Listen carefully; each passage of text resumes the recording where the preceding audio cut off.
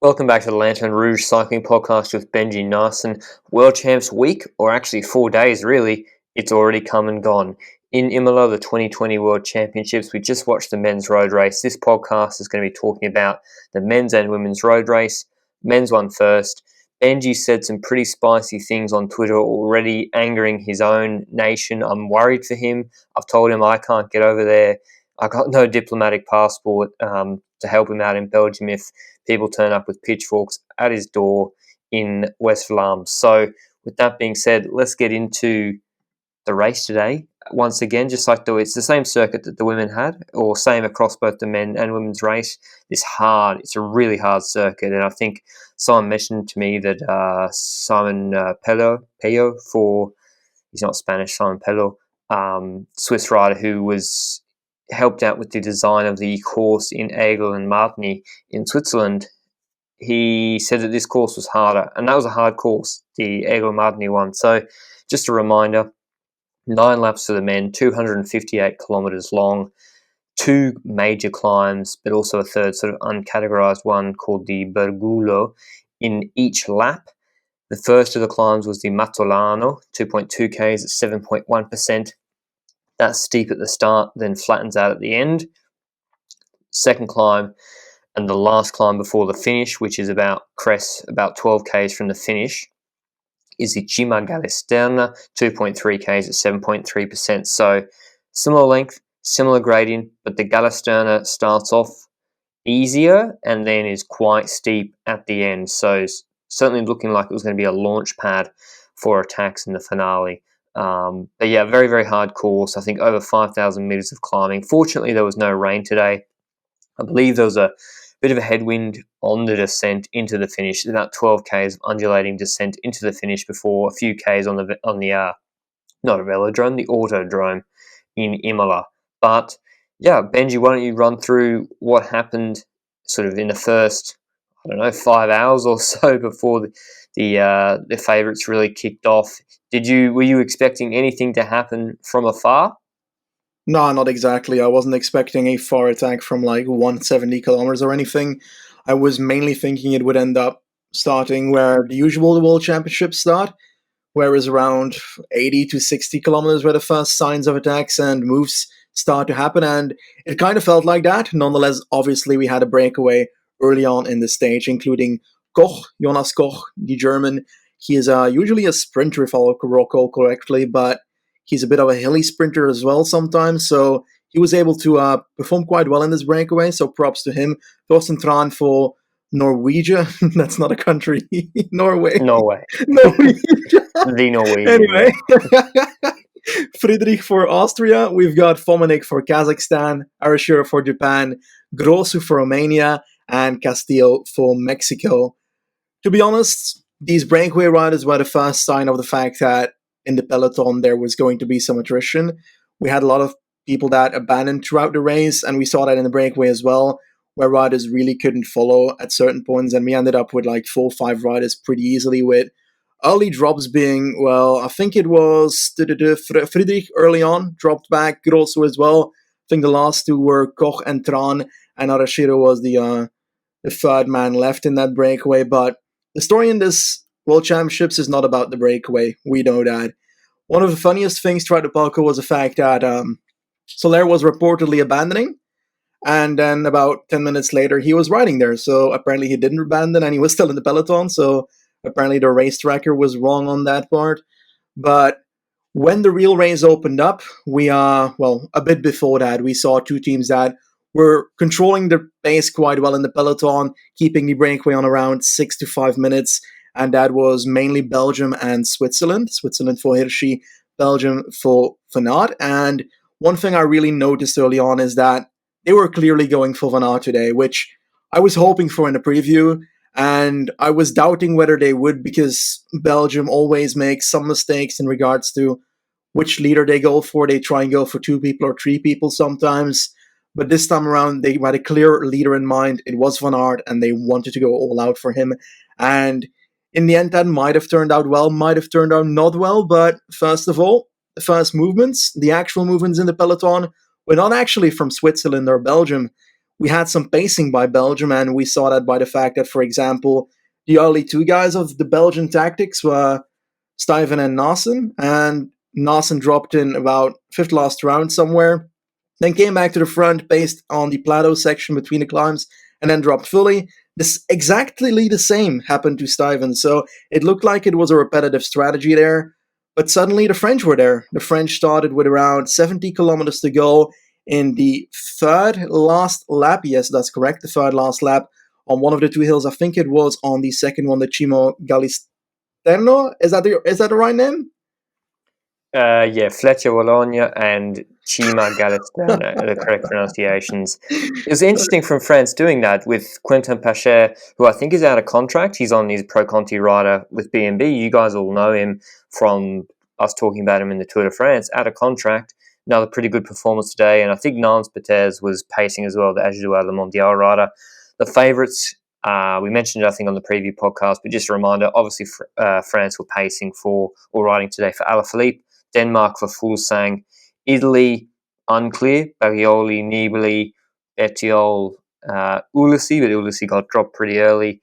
Slovenia, that remains to be seen, and we'll get to that in a second. They obviously had Pogačar and Roglic, both favourites for the race, but it was unclear before the race who was going to be their main man or whether there was not going to be really a set strategy. Yeah, why did you think France were pacing with 70 Ks to go, Benji? Like, it's one thing to pace hard in the last lap and just torch it before the final climb. But yeah, why was 70 Ks to go? Because I felt like they did that with Nance Peters and Pacher and then kind of stopped. Yeah, I think they tried to make the race a bit more difficult until they came at the moment where an early attack of a group might come up. And we saw that pretty much because Pacher was launching like crazy, honestly. Props to that guy. Yeah. Nance Peters as well after that. They dropped like half the group at that point. I'm not even kidding. And the early drops were not really riders that were dangerous for the whole race or something. I didn't expect any of the people that dropped at that point to actually make it towards the end. Surprisingly, Nibali was still in the peloton there after seeing his Tirreno form. So I'm really happy that he looks better for the Giro today. I'm really happy about that. Just wanted to point that out. But after Pacher and Nance Peters did their job, we had a bit of a slower pace, but it wasn't too slow because we had an attack coming up by, well, a nation you named there, Slovenia, and it was Tadej Pogačar, the winner of the Tour de France. He attacked with about 42 kilometers to go. And, well, we viewers were like, oh god, Pogačar's attacking on the Galisterna again. So, well, what is this? How are we going to solve this? He's a great climber. He can actually do something like this. But on the other end, we had Belgium trying to really counter that in the peloton. So you've got a whole train of Belgians at the front of the peloton trying to close that down. And I found it a great strategy. And that is because they didn't really use the riders that you would need in the last 30 kilometers yet. They were focusing mainly on a Stuyven and a Loic Vliegen, those lads that aren't necessarily going to survive the next climb. Yeah, Wellens, but I was expecting Wellens to survive a bit longer than, for example, a Jasper Stuyven, which indeed was the case. Loic Vliegen also did an amazing work for Belgium. They kept Pogačar at about 22 seconds, sometimes 10 seconds again, then back to 15, then back to 25, then 27 for a second. We were starting to get worried, but then we were at the point with about 25-ish kilometers to go, just into the last round, where we saw that Spain and Belgium were both really pushing it at that point, and that is on the second last climb, where, well, Mr. Pogačar actually got caught. And, well, I'm going to give it to you there, because we've got a lot of attacks from that point onwards. I want to say there's a few things that are really interesting about that Tadej Pogačar attack. First off, it was a legit move, and I think it was they attacked with him for two reasons. I think the primary reason was to be a reverse lead out for Roglic. Belgium, just before he'd attacked, had been pacing with a controlling pace. It wasn't a pace to drop people, because Belgium's strategy was, hey, if we just ride super easy and we all come together, we don't care if it's a 150-man peloton at the finish, Wout van Aert's going to win that sprint. So they were happy to just ride a controlling pace, and not too much apart from France, that dalliance before had really happened, except bring the break back, but there were no real favourites or threatening riders in there anyway. So the Pogačar attack, I think, was to weaken Belgium. It kind of worked. It was quite effective. It made them expend their resources maybe a bit earlier than they wanted to. And that would have been in aid of Roglic. And also, it obviously was, okay, well, maybe if no one chases, he can get a big gap. And, we saw what he did in the Tour de France. It's obviously not just purely a sacrificial attack. But I have to say, that suggested to me that they were riding for Roglic today as their main leader. I'm not saying that Pogačar was a domestique of sorts. He was still attacking himself for the win if he could, but yeah, the order in which they used those riders suggests that Roglic was their main man today. And when he did attack, he dropped Ulissi. He was getting dropped. As you said, Vliegen was dropped. Michael Matthews was looking pretty good. And it was actually Tom Dumoulin, I think, just before Pogačar got brought back, who tried to bridge across to him. Pretty smart move from Dumoulin, actually.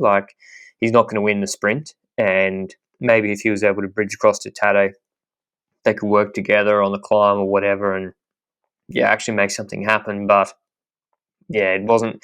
Belgium were pretty strong today, I have to say. The Belgians rode really, really well. And then it was Vincenzo Nibali who looked really good. There was a short descent before the final climb and a little bit of a plateau section before the final climb of the Cima, Galistana. And some interesting attacks formed, and I thought a larger group was going to go away, and I'm kind of surprised one didn't. It was obviously because it's hard to say which team was pacing, but Nibali basically attacked on that descent. I thought, here we go again. Wout van Aert was marking him, and Wout van Aert basically took up the responsibility for marking everybody that went near the front from 20 k's onwards. The second Pogačar got brought back. That included Damiano Caruso, the Bahrain McLaren Italian rider. I believe he sort of counted when Dumoulin and Pogačar got brought back, and Wout van Aert was kind of marking him. All the favourites were lingering at the front. Alaphilippe, Richard Carapaz started getting pretty active there as well. Nibali obviously was sort of on the front on that descent, but wasn't really able to get too much separation. And then in that valley, just before the final climb, there were loads of attacks. Carapaz, Guillaume Martin, I believe, was getting involved. Rigoberto Urán, I think.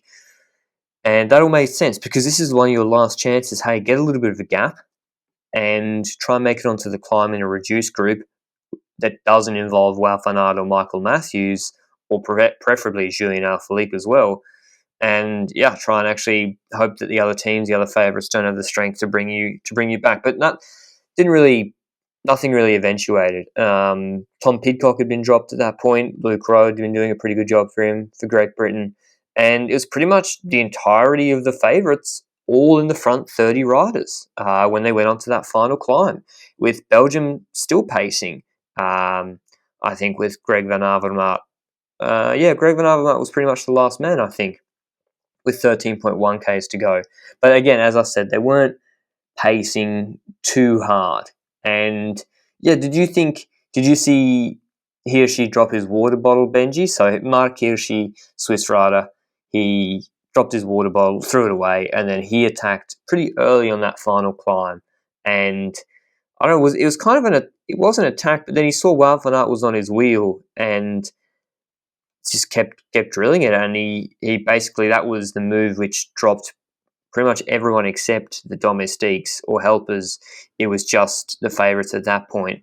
Do you think if you're, say, I don't know, Hirschi's coach in your ideal world, Benji, would you be saying attack at the base of the Galistana, or would you, given that Alaphilippe and Wout van Aert are there, or what would your strategy have been if you were Hirschi? It's a bit difficult because we've got a situation where we probably did not expect Alaphilippe to have an engine like that towards the end of this hill. So at that moment, if you think about the form that was in the Tour de France, Hirschi was probably thinking, I can definitely try and do this, try and see early on in the climb and see what works. On the other end, he probably shouldn't have done that because he's not really the kind of guy that I would expect launching the first attack.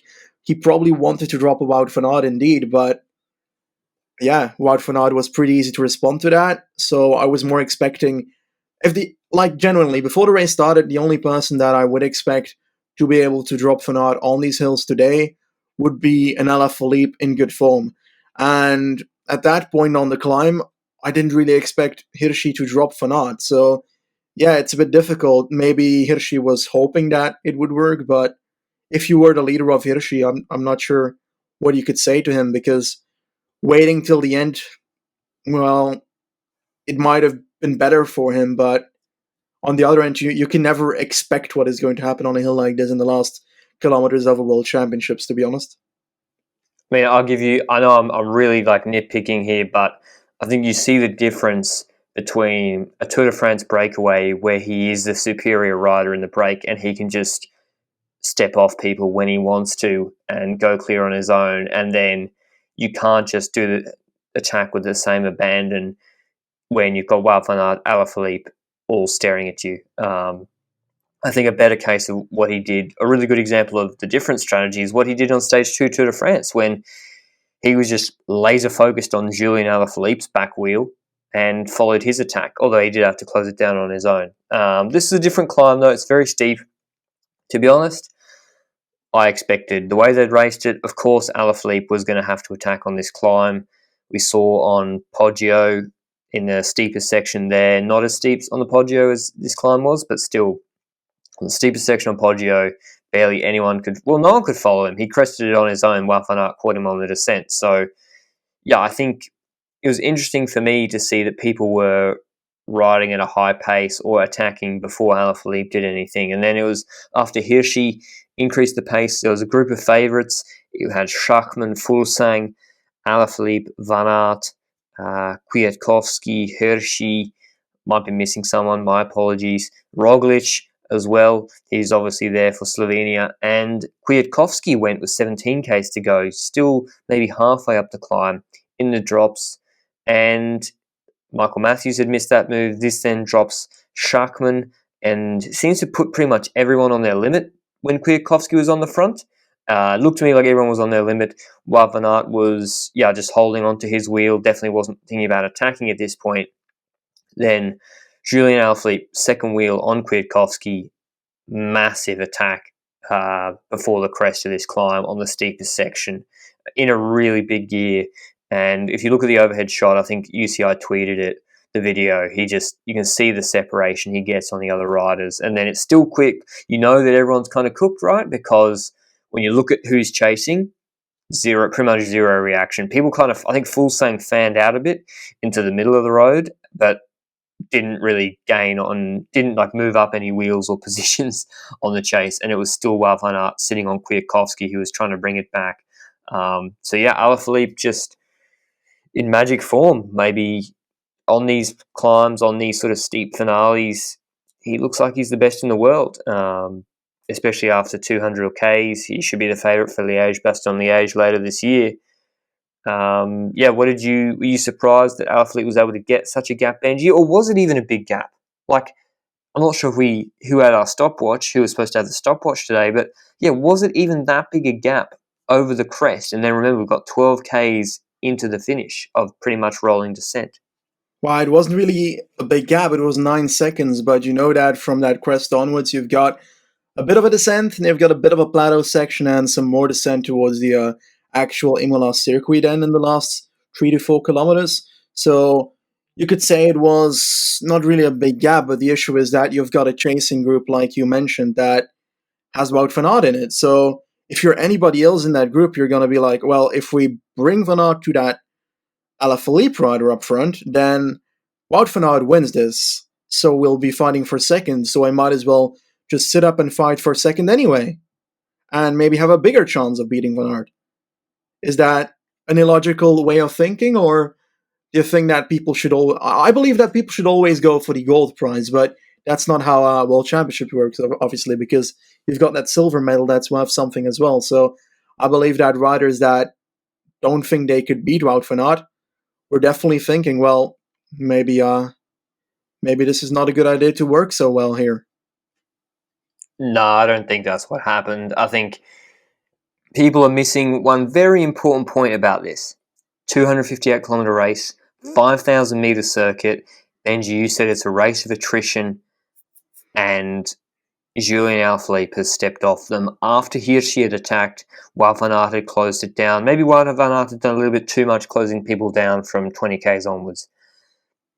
Hirschi had attacked, Kwiatkowski had attacked, and then Alaphilippe had attacked, reducing the group to a very, very select group of favourites, and they were on their limit. So just bear in mind with all the discussions about what should have happened in the chase that they were on their limit.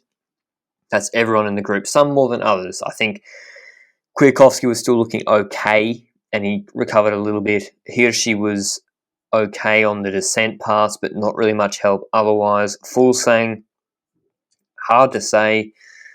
I don't feel like he was pulling very strongly, but he was trying at least, and he was able to roll through and at least participate. Wout van Aert obviously was able to recover a little bit towards the end and was pulling strongly then. But at the crest, Wout van Aert was obviously, I think, very, very tired and at max. If he could have followed Alaphilippe, he would have. He followed him in Milano-San Remo on the Poggio and then got dropped. This was an even steeper climb today, much, much steeper. So I don't think there's anything where Wout van Aert's like, oh no, I'll let Alaphilippe go and then Kwiatkowski will pull this back just after the crest, etc. But 9 seconds at the crest, 12k's into the finish of downhill and some flat sections as well. I believe there's a mild headwind. I still think they should have been able to bring Alaphilippe back. Now maybe the descent, Alaphilippe did pretty well in the descent today. But yeah, the chase just didn't work very well, and it was cutting between Alaphilippe and the chase a lot. But here's my take on what was happening in the chase. Wout van Aert pulling really strongly, so not just pulling for probably longer and more turns, but also actually pulling and making an inroad into that gap to Alaphilippe. Kwiatkowski pulling short turns, but leaving no gaps and rolling through. Fuglsang much the same too. Hirschi was cooked, and Kwiatkowski actually eventually stopped letting him roll through, and he was sitting on the back Hirschi for a while. So I'm not sure Hirschi was much help, except for the really technical descent sections. Roglic, here's the debate, right? So, actually, we'll say what happens. Actually, we'll get to the debate because that'll go on for ages because it's raging over Twitter. The chase isn't able to make too much of an inroad, and they get into the circuit. 1.6k's to go. Alaphilippe has a gap of about 16 seconds. They're on the Autodrome circuit, and the chase pretty much gives up. And it looks like Alaphilippe's not that far ahead, but it's a big F1 circuit. Like, he was actually 15 to 16 seconds ahead, and Alaphilippe cruises over the line after a masterful attack. A really, really nice aggressive descent, and yeah, it's just so strong. Alaphilippe looks magic today and wins the world champs pretty easily with a 24-second gap. While Van Aert then leads that group over the line, and they'd been cat and mousing for a kilometre or so and just dusts them off in the sprint. Hirschi takes the bronze, while Van Aert second, and I think Fuglsang fourth and Roglic fifth. But so yeah, congrats to Alaphilippe. We're obviously going to have this discussion about the chase, Benji, but I think both of us probably want to say Alaphilippe was the strongest rider today, and he deserved to win. He put it on the line, magic attack, and yeah, it was beautiful to watch, especially after Milano-San Remo, where Wout van Aert pipped him. But yeah, going back to the chase, Benji, what's being said in Belgium about it? Because apparently it's raging over there. Yeah, but I do want to clarify that it's not all Belgians saying this, because every single time that this pops up, everybody's like, well, Belgians are sore losers, but I'm Belgian and I'm not saying it. But in general, the whole idea is the fact that we've got Wout van Aert in that chasing group, Primož Roglic in that chasing group. We've got two people that are on the same team normally, and Wout van Aert has worked for 3 weeks for Primož Roglic. So basically, the Sportza commentators, which is the Belgian TV channel where we watch the cycling, national TV channel, it started to imply, the co-commentator started to imply that Roglic should work for Wout van Aert to try and repay what he has done for weeks. And that's in general what the whole country, except for like a few people that do actually watch cycling normally, don't want to offend anybody that has another opinion, but I completely disagree with that standpoint. So in general, the point stands. Some people here think that Roglic should have been working for Wout van Aert in that chasing group because he needs to repay what Wout van Aert has done in the Tour de France. And firstly, I completely disagree. And the reason is simple. It's a World Championships. That's not how it works. According to the UCI rulebook, that's basically cheating.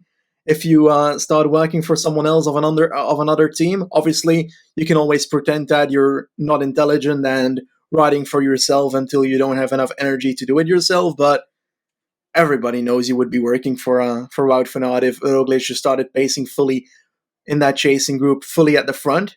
One, I don't think Roglic could have done that. He didn't exactly look like he was in extremely good form today. And secondly, he probably could have worked a tiny bit more in the group itself, but not necessarily for Wout van Aert. I believe that Roglic was clearly the rider that did the least of that chasing group. So to make it fair for the others in the group, he should have been helping as much as them. Then again, if he was tired enough from the climb, we can expect that, he possibly can't. But again, people would expect that Roglic would be pacing the whole time in that chasing group for Wout van Aert, and I disagree with that because that's not how World Championships work. Yeah, I agree. I think it'd be ridiculous to just see Roglic. Well, A, I agree. There's no way he's going to be able to actually make an inroad into Alaphilippe. But B, it would just look so stupid if he was pacing on the front 100% for Wout van Aert and then pulling off, blowing up, and giving up any chance of a medal. Particularly after Tadej Pogacar had sacrificed, I think, in part, his ambitions for Roglic as leader for Slovenia today. So he just couldn't. He couldn't have done that. My big issue is I got no problem with Hirschi because he wasn't really trying to pull through.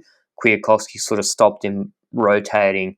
My biggest issue with what Roglic did today in the chase was he actively hampered it and made it worse. I got no problem if you're cooked and the best you can do is just sit on, but you can't help the chase. That's fine. Just sit at the back and rest up for the sprint. That's racing. Sit at the back but Roglic kind of acted as if he was like a French teammate. He would get in. He was in the pace line. He was letting pretty big gaps go to the wheels in front of him, and then he'd like barely pull through or wait to be flicked through for ages, and was just hampering the chase. And then he'd do that for one rotation and then not pull through at all for the next one, leading like when Kwiatkowski, I think, had moved back to be like, are you pulling through or not? He seemed to me to be really hampering the chase. So it wasn't just that he didn't have the legs to help it too much. He was involved in it and, yeah, I just think was slowing it down significantly, eventually to the point where Kwiatkowski didn't let him pull through anymore. Kwiatkowski rotated the back and said, no, you stay there at the back. Me, Full Sang, and Wout van Aert will pull because you're not helping very much. So that's my major issue with it. I think it's clearly a mistake that they used Pogacar in that way and rode for Roglic. I guess they thought that was fair after the Tour de France. It'd be interesting if Roglic had won yellow, whether Pogacar would have been the man they were riding for last. I'm not mad that Pogacar attacked when he did. It certainly made the race more interesting. But wouldn't it have been fantastic to see, could Tadej Pogacar, if there was one man who could have followed Alaphilippe's attack on the Galisterna, the last pinch of it, when Alaphilippe went, I think Tadej Pogacar could have been that man if he'd been fresh and rested. Obviously, after his breakaway attempt, he was done. But yeah, do you think that Slovenia made a mistake not riding for Pogacar, Benji? Aside whether it's fair or not, I don't care about fairness. Life ain't fair. Tadej Pogacar is a better racer than Primož Roglic. Do you think they should have ridden for him, or do you think no one today could have followed Alaphilippe at all? I don't think Pogacar would have been able to follow Alaphilippe just from the way he attacked. It looked like he wouldn't be on that level because he didn't seem to be at his best either, even with that attack. His attack wasn't the strongest. He got 10 seconds on that attack, and Benoit was able to keep that at 10 seconds without actually doing too much, because I want to talk about Benoit a bit later because he is the MVP for Belgium here for me. But in the end, I do want to say that I don't think Pogacar would have been able to follow Alaphilippe because Alaphilippe's acceleration was just mad, and it's his typical acceleration. But the thing is that on longer climbs we don't see that too often because we kind of expect it at the end of the climb, and usually he gets dropped before the end of the climb in the Tour de France. So yeah, we haven't seen it too much since the second stage of the Tour de France, but it looked like he had it today, and I'm kind of happy that Alaphilippe had that attack because Alaphilippe is a rider that has put cycling on the map as much as Sagan has a bit in the last year. Definitely last year with the Tour de France and such. His career has been pretty amazing from the get-go. He started off with that, I think it was in America, California win. I'm not sure. But Yes. afterwards, he built that up. The Hill Classics, then in Grand Tour, started to work with that. And he's really put himself on the menu in cycling and has given a enthusiastic look for the youngsters as well in France and so forth. He's a good person to represent the sport for me. And I believe that he's a deserving winner. He was the best man on the road today. That is clear. The parcours suited him perfectly, but we didn't expect really that he would be able to do this due to the fact that in the last weeks of the Tour de France he looked a bit weaker. But I'm glad he won because he represents the sport well, in my honest opinion. So yeah, I'm glad he won. But I do want to go back to what I said earlier about Benoit and so forth. Do you in general feel like the Belgian tactics could have been different and could potentially have led to a different final, or do you think that Alaphilippe was just plainly too strong for Wout van Aert or anything related to the Belgian team there? I think the Belgian tactics were so close to perfect that there's really nothing to criticise except for maybe Wout van Aert being a little bit too aggressive before the Gallistown had even started, chasing down the likes of Carapaz and Nibali, etc. Maybe he could have relaxed a little bit before the actual climb because he'd been chasing down people for 5 or 6 kilometers, and maybe he then only loses 5 to 6 seconds to Alaphilippe on the climb, and then he's a bit fresher to punch the descent because I think Wout van Aert was tired on that descent. He was trying his best. He was still pulling the most out of that group, but if he had the legs to just bridge that gap and attack across, I'm sure he would have he would have done it if he Yeah, could.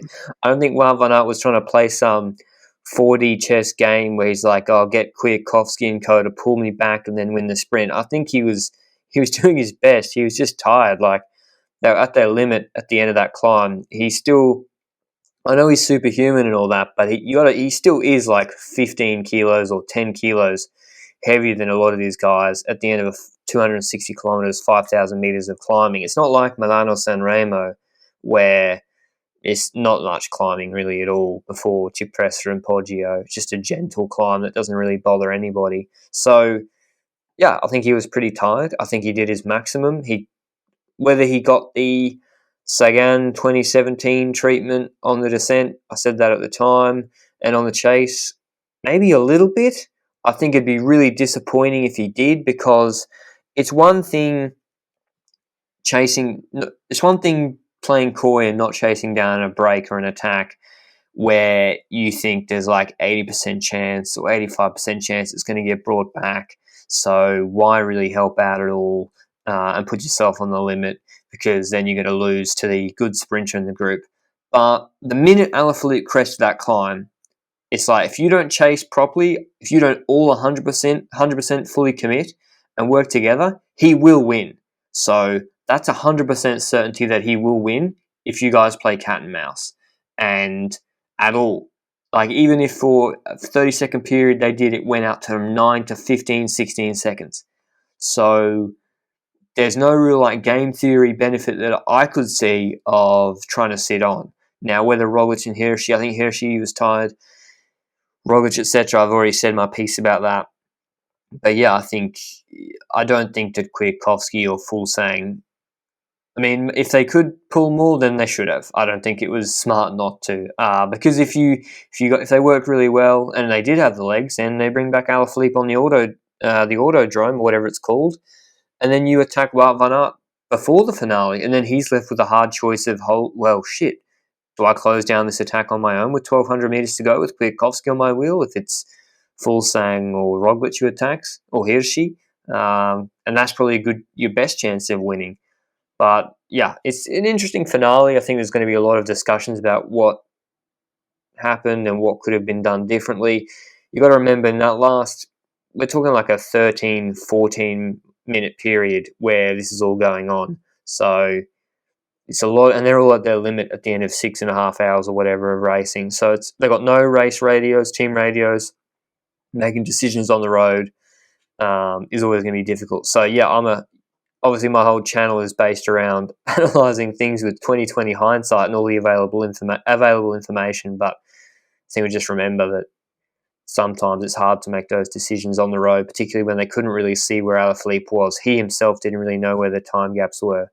But yeah, do you, as a Belgian, are you happy with their strategy today, Benji? You know who they were missing, and Patrick Lefevre is cackling as his quick-step rider pulls on the rainbow bands. They were missing Dries Stevenens to chase down attacks instead of Wout van Aert. What a masterstroke from Lefevre. Yeah, and the thing is, it was indeed one of the reasons that that Stevenens, Lefevre said in an interview while the race was going on that the actual reason that Stevenens didn't sign up was because he didn't want to have to chase Alaphilippe if he decides to attack Belgium. And I guess it was a good decision on that point then for Stevenens because he would have had to. But if we look back at the Belgian tactics, I totally agree that it was a good tactic. And they made the race hard while controlling it and not making it too hard for Wout van Aert.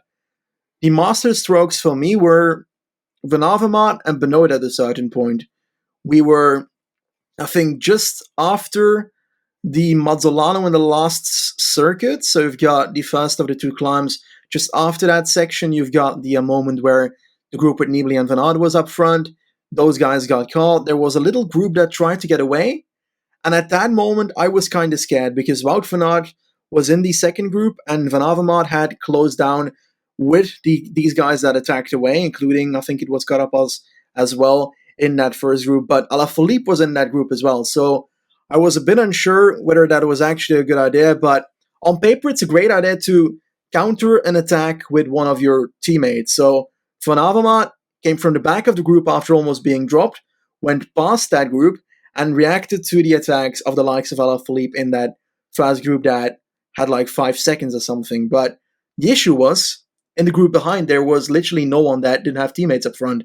So at that moment, Van Aert is literally in a position where he won't chase because Van Avermaet's up front, but if he doesn't chase, he's never going to be in a position that will lead him to a potential victory. So at that moment, I was kind of scared. But that is when the legend himself came back out of nowhere, Mr. Tish Benoit, who was riding 25 kilometers earlier to try and get Pogacar back, was keeping that tempo great.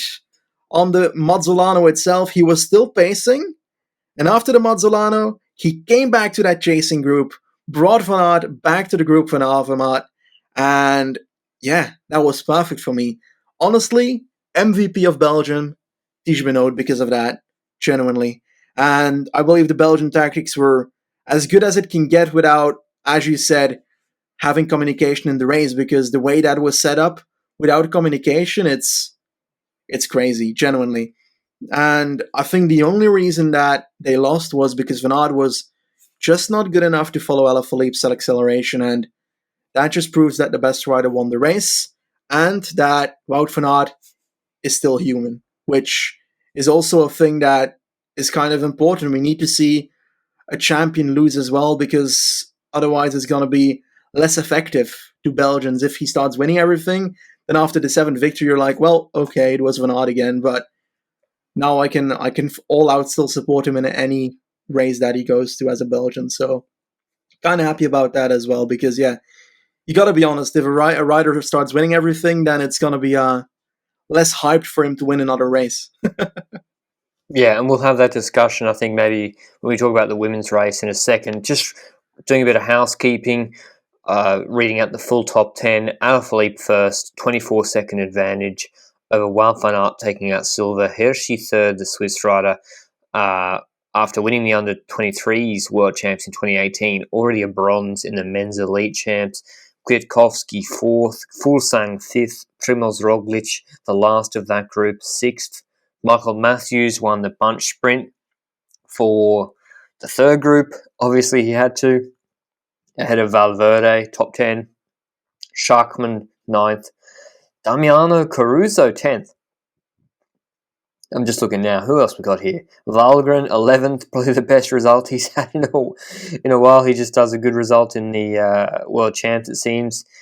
And Michael Woods 12th. And then I won't go down for the rest of the list. But yeah, the riders we expected to see there. All the favourites pretty much in the betting. The first 6 favourites were the first 6 favourites, except for maybe, that was pretty much it. So the betting market had it pretty much spot on.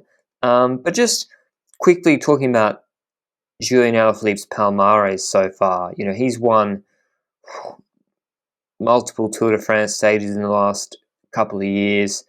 3 stages in the last 2 years? 2 stages in 2018 as well. So 5 in the last 3 years, plus yellow last year and this year. World Champs road race, Dauphiné stage, La Flecha Wallonia, and what else has he won? Has he won Liège-Bastogne-Liège yet? No, I just imagined in my head that he's going to win it. But yeah, he's building up. He's 28 years old. He's won Milano-San Remo obviously last year, Strade, Classica San Sebastian in 2018. He's building up a really, really nice palmares, Alaphilippe, and he's probably going to crack the top 100 sort of statistically before he turns 30, the way he's going. And then we'll see how he goes after 30. But yeah, just really impressive rider. I don't think last year at the Tour de France that he never really turned into some sort of hybrid climber, like pure climbing guy. He's still that puncher we know and love, and he punched his way to victory today. Any last comments on the men's race, Benji? How about your favourite and worst jerseys quickly? That's always funny. I forgot to mention that. Your favourite or worst jerseys. Slovenia and Spain are my least favourite.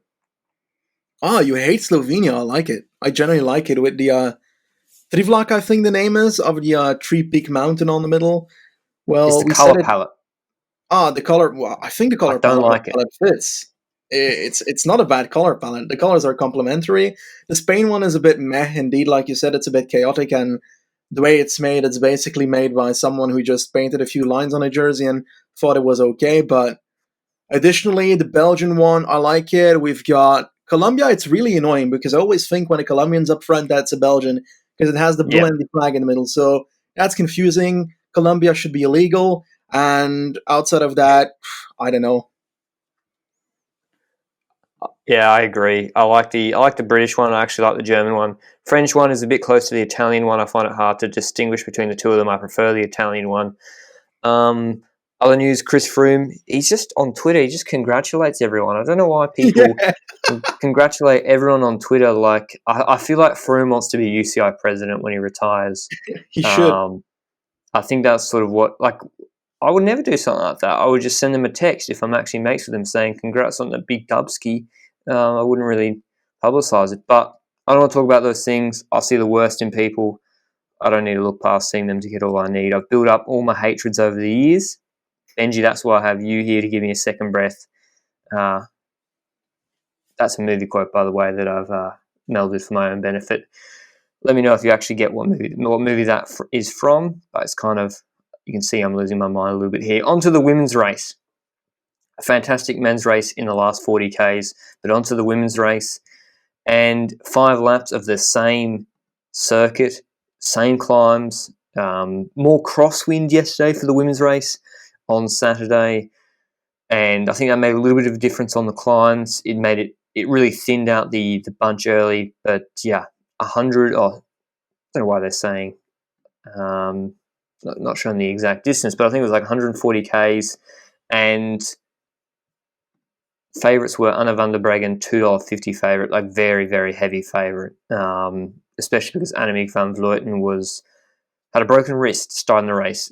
Kind of crazy. Yeah, it's 143 kilometres. And nothing happened for like 50Ks, got to be honest, because it's such a hard course. And the Dutch women's team, we said it in the preview, I think, they're just so strong. They're overpowered relative to the other national teams. And so no one really, a breakaway didn't even go. I think after about 45Ks, after a lap or two, or lap and a half, I think Alison Jackson attacked. Grace Brown went with her. I think Grace Brown got fifth in the ITT. The Australian for Michelin Scott, she looked pretty good in the ITT. They didn't really get much of a gap. A larger group of riders joined them, but they were kept with a pretty short lead, shorter I think than even the men's race today. And yeah, I think there were still like major nations there, so it was different to the men's race in that there was a German, a Briton. I think Amy Peters got put there for the Dutch team. Juliette Labouche, Sunweb rider on the French team, and Norwegians. And even Mavi Garcia went there early, which I was kind of surprised by, a Spanish rider who came, I think, second in Strade behind Van Vleuten. She went into that breakaway, and they got only a minute. But we saw the attrition again. They were getting dropped on that court. Everyone was getting dropped from that breakaway sort of gradually. And because all those riders, all the major nations were kind of there, except really Denmark, and even Italy had a rider there, I think. So Longa Borghini's team didn't have to work. Then it was just up to Denmark to chase for Cecilie Uttrup Ludwig, who was, I think, like third favourite, particularly after her win in Giro dell'Emilia. They they didn't really do a very good job chasing that breakaway. The break gained like 2 minutes, kept going out. But then I think Eugenia Bujak for Slovenia tried to bridge across, and it was kind of weird, right? Because the Dutch team had Amy Peters in that break. The break is still there like 40Ks, 35Ks later with 50Ks to go. And it seemed that the favourites just wanted to ride at the front of the peloton anyway. I saw Britain were riding, even though they had Alice Barnes, I think, in the break. Barnes actually had been dropped, so that's why it makes sense. I was wondering at the time, now I'm remembering, Britain went to the front and they had Diagnan there. Diagnan was my pick for to win the race. Maybe in hindsight, it's a little bit too hard compared to GP Plouet and La Course. But yeah, she went to the front, and you could see the crosswind, right? Because Great Britain had pretty much tried to put everyone in the gutter chasing this break. They were on like the far left-hand side of the road from their perspective, and they were leaving just enough space for Diagnan.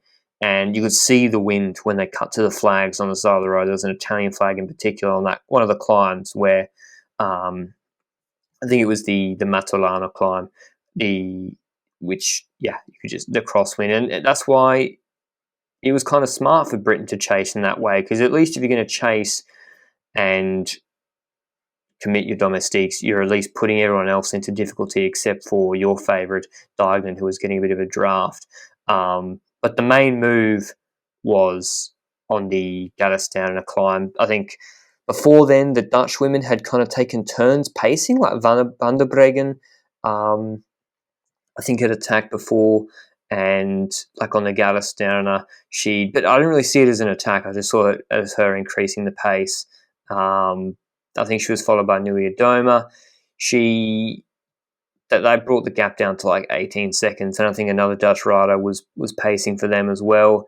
And I think the fourth time up the Chima Gaddesdowner, so not the last lap, but still the final climb of the day, Marianne Vos went on the front and just started ripping it. And were you surprised, Benji, that Vos, I guess, decided that today she was not going to be the one that was going to be winning world champs? Because it's kind of like, it seems a bit ridiculous to say that for world championships, that, the Dutch women get in a room in the morning and decide, okay, who's going to win today? But I guess they kind of are, by having Vos go on the front there at the base of that climb before Van Vleuten and Van der Breggen have been used. She's she is sacrificing her chances. Were you surprised to see that? Well, you've got a luxury situation as the Netherlands, that you've got multiple riders that could be your leader here. So as you say, yeah, you have to have a bit of a plan of a hierarchy between the riders, because otherwise you're going to have a situation where you've got 3 riders in the group, one other person starts to attack, and none of your teammates will try and chase that. So you have to have some hierarchy before the race. They probably have spoken about it to each other. And I think Anna van der Breggen is actually in her last 2 years as a cyclist. I think at the end of 2021, she's retiring and becoming a director of sportif, so she's staying in the sport. But maybe that led into this discussion, into the fact that Marianne Vos has won it before. Van der Breggen, well, this is just an extra thing on her palmarès at that point, to have someone work for Van der Breggen. And additionally, I still think that they had some weird strategies in the Netherlands, because just a moment later, when you had, well, basically they started mashing as the Netherlands on that climb, and we all knew that an attack was going to come, and it came from the person we were most expecting it at that point, because I did not expect too much from Van Vleuten, maybe because of that injury. Maybe I was treating that injury a bit too harsh, because during the race it seemed to affect her only a little bit, which means that, well, I guess I'm not sure how that feels, riding with well, was it a broken, or was it, I think it was a broken wrist actually, but I'm not 100% sure. So let's say a fractured wrist for now, until we actually read up on the Yeah, facts a cooked afterwards. wrist. Okay, a Cooked cooked is the wrist. technical Yeah, term, yeah. cooked. Okay. So yeah, we saw an attack by Van der Breggen, and it was from the back of the group. So you've got a situation where that group had the likes of Uttrup Ludwig. I think Dijknen was not 100% able to Dijknen follow got at a dropped certain point. when Van Vleuten Yes. pulled really hard after Yeah. Vos. Dijknen got distanced, and it was pretty much just Longoborghini, Ludwig, Van Vleuten, and Anna van der Breggen in that group. But Yeah, yeah, but go on, Benji. Sorry, cut you off. yeah, but you're right. You're good to cut me off there, just to have the facts straight. But at that point, you had that attack for Van der Breggen at the back of the group, flying past everyone. But to my surprise, the person that was able to respond was her own teammate. We saw Uttrup Ludwig trying a little bit, but she had to sit down straight again. Longoborghini tried on the left end of the road, but she was unable to close that down. But Van Vleuten actually tried to respond to Van der Breggen, which was the weirdest thing for me, because you try and launch Van der Breggen first, and then you try and ride towards her, and basically you have Longoborghini in your wheel. So you think that that was a slight mistake of the Netherlands, that maybe Van Vleuten was thinking about herself for a tiny bit too much at that moment? Oh, I think AVV was attacking on that climb. I don't think that was a lead out for Van der Breggen. Like, if she dropped everyone and Van der Breggen got dropped too, I think that would have been part of her plan as well. And yeah, I think she was kind of surprised that Anna van der Breggen attacked at the time that she did. And she looked kind of surprised when Van der Breggen went past on her left. And she kept chasing her. Maybe she was blocking. I'm not sure. I swear, it's hard to say, but I feel like AVV, like that wasn't the plan actually for Van der Breggen to attack there. But that was with like, well over 40 Ks to go. And eventually Van Vleuten pretty much did start to, like, I don't think Van Vleuten was fading at all on that climb. I just think Van der Breggen was on a really, really good level. And yeah, she went over onto the plateau and opened up a pretty big gap. It already went out to like 25 seconds. You could see, well, okay, Longoborghini's not as good up the climbs as Van Vleuten or Van der Breggen. Ludwig probably isn't either.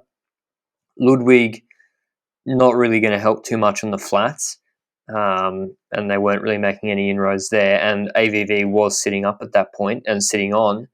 So Van der Breggen, the woman who just won the individual time trial world championship, goes clear on her own. And it was kind of weird, right? Because Tadej Pogačar, Tour de France winner, goes clear in the men's race, gets a 25-second gap. At no point did I think he was going to win. I thought he was 100% chance he was going to get brought back. And the opposite was the case. The minute Van der Breggen had 10 seconds, I thought this race is over. Just because when you think about the dynamic of what is happening behind her, in the second strongest rider in the race is the rider that won't chase her. The only rider in the world that could bring her back is Van Vleuten, who was sitting on.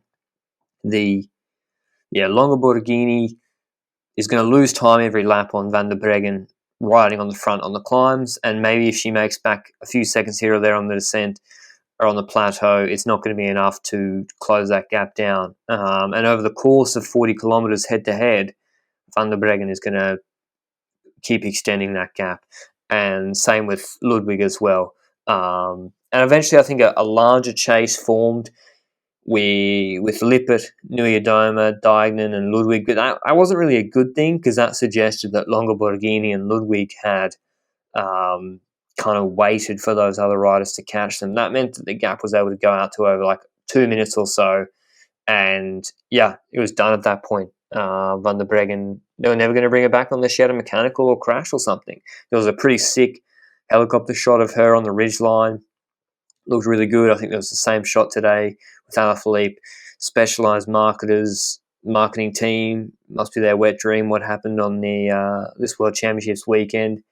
And yeah, congrats to Anna van der Breggen TTing away with 40Ks to go, the second year in a row that a Dutch woman has TT'd away solo. I guess Van Vleuten did it from 100Ks last year, taking out another Dutch women's World Championships victory after winning the World Champs ITT, after winning the Giro Rosa. And I got to admit, I was kind of questioning Van der Breggen's form, particularly before the Giro Rosa, and I don't think I was wrong when I said that I thought Van Vleuten was going to win Giro Rosa easily, GC, and that crash affected that. I still think that was going to happen. I did think Dijkert was also going to win the World Champs ITT, but Van der Breggen showed why she should have been favourite for the road race today, and I don't know how much the wrist affected Van Vleuten.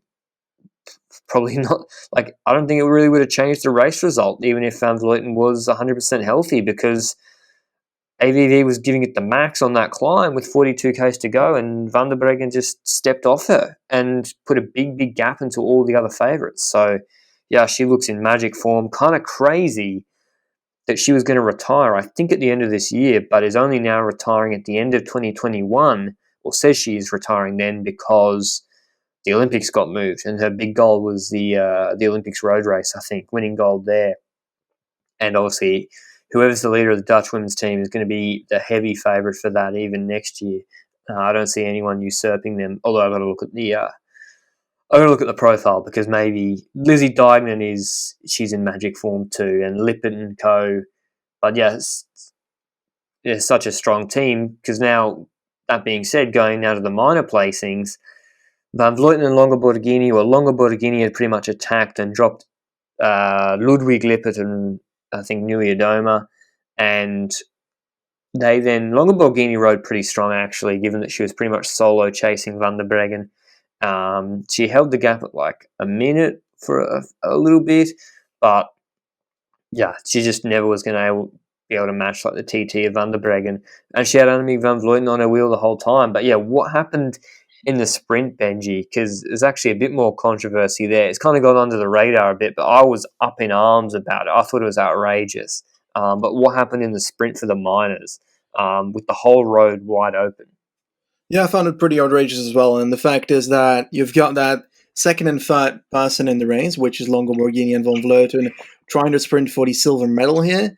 And you've got a sprint of two people in a group of two. That means that, well, the following rules that apply to what happened are a bit harsh.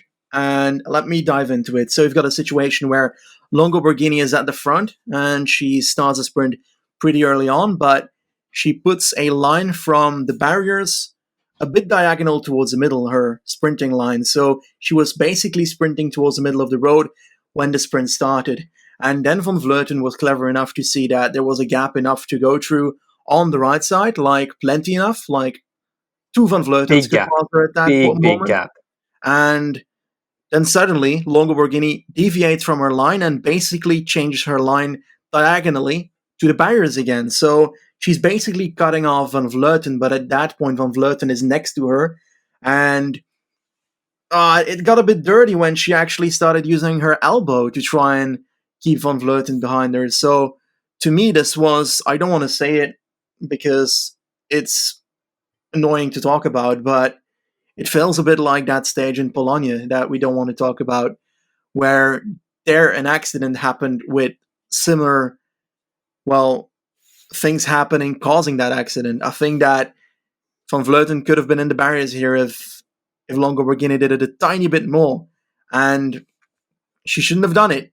It's not allowed to do so, deviating from your line, and definitely not if you endanger a rider with your elbow afterwards. So in general, the rule applies that you deviated from your line. So what can you get from that? On paper, that is a deviation and some Swiss francs, money that you have to pay to the UCI. But the main issue is you've got two people in a group, a sprint à deux, and she was losing that sprint to Van Vleuten at the end. So if you relegate Longoborghini here, you're going to punish her to the last position in the group that she was in. So if you relegate her, she's still third. So you've got literally no rule that, outside of Swiss franc fines, punishes Longoborghini here. And I think that's a plot hole in the UCI rules, to be honest. Well, I guess there's that. If it was like really, really egregious, she could be fully disqualified from the race. I'm not sure it was that bad, but yeah, apart from a small financial penalty, I thought it was pretty egregious though, because she started flush on the right-hand barriers, and the whole expanse of the road was on her left-hand side. She started a sprint and then sprinted to the middle, and she opened up a gap. It's not like this is not a Wout van Aert Sagan gap. We're talking like 5-4 rider width. It was a really big gap at points, and she was like almost going towards the middle of the road. That was the direction Longoborghini was going, which didn't make sense as well, by the way, because Van Vleuten couldn't put any pressure through her left wrist, so she couldn't sprint in the left direction. So, yeah, that was a bit strange. I feel like Van Vleuten only had one option, which was like she could only really sprint to the right-hand side. So Van Vleuten goes the quicker line, the quickest way to the line, which was I think maybe slightly bending to the right-hand side, and she goes on the barriers, towards the barriers, and Longoborghini just ducked in on it and kept ducking in on it, and you could see it. You could see it happening and coming front on. You could see that Longoborghini knew that she'd started a sprint too early and Van Vleuten was going to come past her, and she made a mistake. Longoborghini starting a sprint too early. She did have a way better snap for 50, 75 meters than Annemiek van Vleuten, who's also, she's got that broken wrist. And I'm glad that Van Vleuten got second and got the silver medal. But yeah, I don't really have a solution for. I feel like if Van Vleuten had crashed, especially because she did flare the elbow, even made contact with her left arm, I think if Van Vleuten had crashed, she would have been disqualified completely, and then it would have been a Dutch 1-2-3 because Marianne Vos then won the bunch sprint from the third group, coming fourth ahead of Liana Lippert, Dijkman sixth, Katrina Nieuwiedoma seventh, Cecily Uttrup Ludwig 8th, Lisa Brennau for Germany 9th, two Germans in the top 10 as well, and Marlon Reusser for Switzerland coming 10th, so after her good performance in the ITT. So, yeah, bit of a shame seeing that happen in the minor placings, but hats off once again to Anna van der Breggen. I do want to report on a bit of news that happened in the women's cycling world, and that was it was announced that the Giro Rosa is not going to be a World Tour race next year. I think it's downgraded to like a pro cycling race. And maybe I've got a controversial opinion about this, but I think that's a good thing, because don't try and fix the conditions with the race organizer that constantly disappoints you and doesn't do the right thing. It's like trying to fix the conditions in a prison that you shouldn't really be imprisoned in at all, when you should be breaking out of the prison and trying to do something differently. And I feel like with women's cycling, tinkering around the edges and just trying to make marginal improvements with, say, the Giro Rosa organisers who for years treated the riders like shit, all the way from hotel rooms that are just terrible, the food, everything is apparently really bad year in, year out. But it was all okay because at least there's like this big 1 week stage race. And I think this year there was none of that. There was no live coverage at all. Like GCN Racing, or GCN, sorry, the Race Pass rather, pretty sure they wanted to show live coverage of the event and they literally couldn't because the host organizer or race or whatever didn't pay for it and organize that, even though they're required to as a world tour race. So whether it's that and them failing to do that and the UCI giving them a please explain, they said, well, fuck you, then we're just going to be a pro race and we don't have to show you live coverage then. Or whether they saw that ASO announced a proper women's Tour de France or a 1 week stage race or something starting in 2022 and they saw the writing on the wall that, well, we're not even going to be the biggest women's stage race, so why even bother? I'm not sure. I don't doubt that the Giro Rosa organisers are cash strapped. They probably are. If they were hiding pots of gold that they were making from the race every year, which they were then refusing to reinvest, I'd be very, very surprised. I think it's just they've clearly shown, though, that they are incapable of making it sustainable, profitable, or good for the riders long term hosting that race. And maybe this isn't the place for me to detail my extensive thoughts on how to market women's cycling better and what needs to happen with the Women's World Tour. That being said, I think this should be part of an impetus or a good trigger for really thinking outside the box about, okay, do we want to just try and follow the broken economics of men's cycling, which has very little paper mache covering up the cracks, called the Tour de France, where all the money is made, that covers up the cracks in what is still a broken economic model for men's cycling. So the women's racing, unfortunately, doesn't have that big race that can paper over those cracks. So you've got these races coming in and out each year, which, it's the calendar changes drastically from year to year. It's very hard to follow, even if you are trying to follow the sport. We tried to cover the Giro Rosa. It was almost impossible to cover it. Not only because it was at the same time as the Tour de France, which is a problem in itself, but yeah, trying to find coverage was fucking impossible as well in a timely fashion. So that wasn't helpful as well. So really, a lot of things need to change, and I think they need to copy other sports that have sustainable women's sports. Copy them rather than trying to copy men's cycling badly. Look to golf, look to tennis, look to the UFC, see what they've done and how they have women now getting paid, I think, average salary of a sort of pro golfer on the circuit now. Like a proper pro golfer on the circuit, female golfer is like $140,000 US. That's pretty decent. Female tennis players as well in top 50, top 100, they're pros. They're professional. They're able to make a living. They don't need a second job. I know they're different sports, but there's things to be learnt from all those sports, and you can put them into a cycling context. Like maybe, given that they don't have the history, there has been no female Tour de France. There's been no, for a long time, a female 3-week Italian. Well, there's never been a female 3-week Italian stage race. Giro Rosa, I think, started in the 80s. Why not start a women's World Tour circuit in countries where you can stream the race live by 4G? That cuts the race costs down by so much when you don't need a satellite relay helicopter. So you pick those countries, pick where it's really cheap to run the event and make sure it's live streamed. And then obviously the UCI as well. I mean,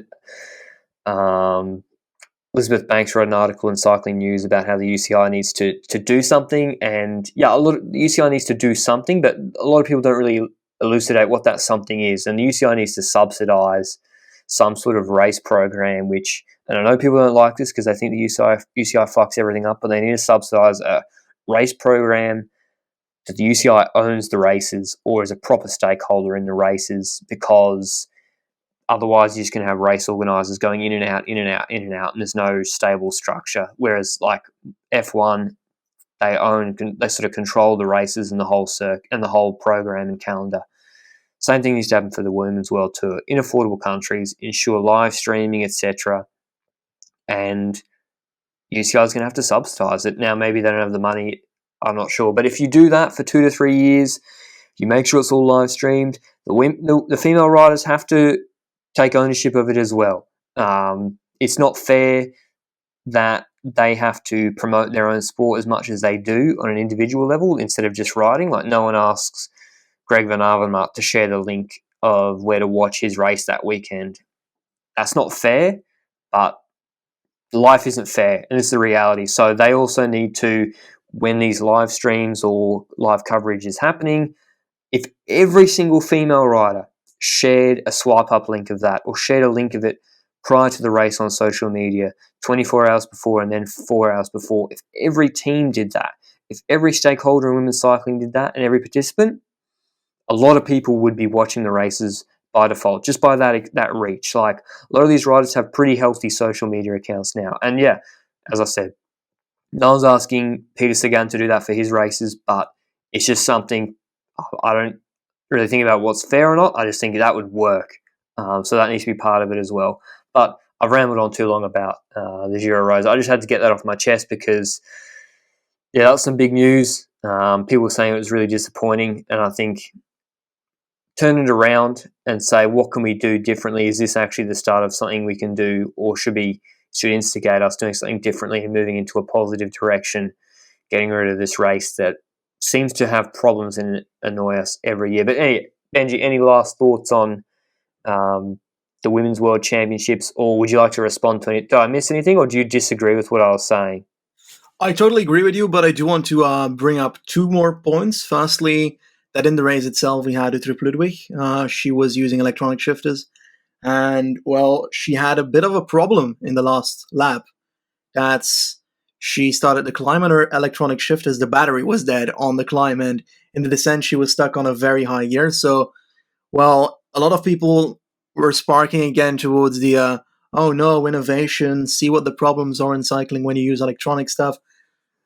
I personally believe that innovation is always good if it's used in the right way. So this is basically just a mistake, a human mistake by someone that should have made sure that those shifters were in full battery. Apparently they were. So I'm not sure what went wrong. I'm curious if there's going to be research behind that in the Danish Federation, because it's a pretty big issue and it's a bit of a fuck up in my honest opinion.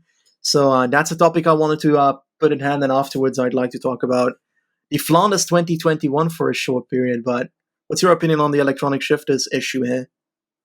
Oh, well, if they were fully charged, she might have just leant her bike against a wall and had it shifting constantly, and that burnt through the battery. I don't know. Maybe it was a dud battery, but yeah, not great. And I know you're trying to start a rim brake versus disc debate or an electronic versus mechanical debate here, Benji, but we're not going to do that. We're going to move on. But yeah, that's the World Championships. Have come and gone in just a few days. Kind of crazy. I got to say, I do miss having the juniors and the under 23s. It felt very different not having those races. I think it was a real shame not having them. Still great we could have a world champs. Not complaining about that, but yeah, it did make me realise how much I miss them, seeing the young guns coming up.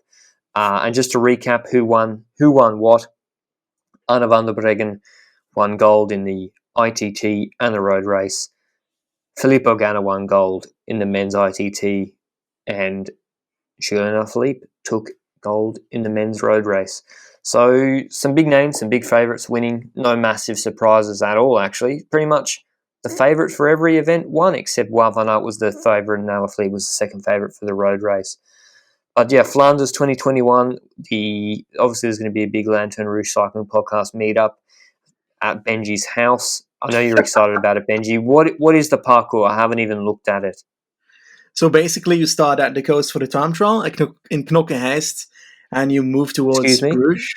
Knokke Heist, try that. No, I'm good. So it's a time trial that's basically flat. There's not too much of that in it. And what is the most important profile, obviously, is the road race as well. And that is going to be a Flanders-style race. We've got plenty of hills in the nearby neighborhood of Leuven. So you start in Antwerp and you go to the south. You conquer a few hills, some more known, some less known. It's not the known Cobble Classics climbs that you would expect, so the Paterberg or Oude Quademont.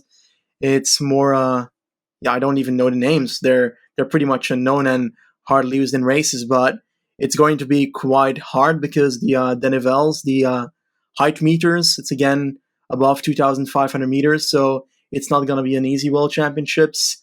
And I think it's going to be great for the classics riders. So they're basically trying to get a Belgian to win. It's pretty obvious, but I just want to point it out as well as a Belgian that next year Belgians win on both the time trial and the road race, and there's nothing you can do about it.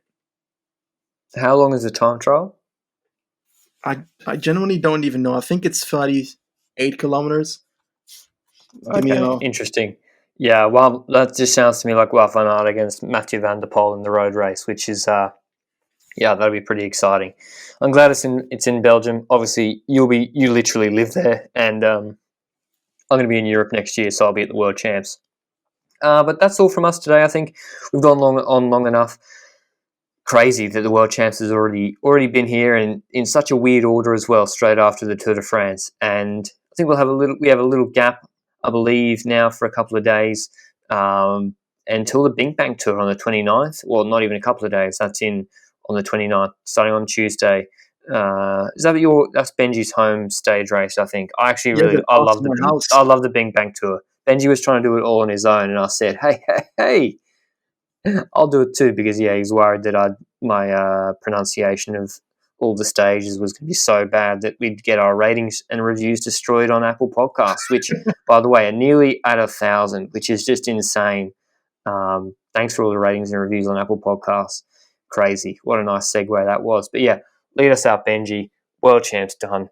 Philippe in rainbow bands. I can't wait to see what Quickstep do with it. I trust Quickstep to do his rainbow bands justice. Usually, this is the end of the season, and that is kind of weird to think about. World Championships is often the race that is past the Vuelta and just before Lombardia and such. But this year, it's very different. We've got one Grand Tour done, 2 to go. We've got classics on the menu in the next 2 months. It's going to be a crazy period. And despite the World Championships already happening, we're going to see Philippe in the World Championships very soon, which is often not the case when it's at the end of the season, because you've got a bit of a gap before the races that suit that rider starts the next season usually. But, well, I'm looking forward to it. I hope you are as well. Bing Bang Tour coming up, Giro after that. Plenty of races to come, and ciao.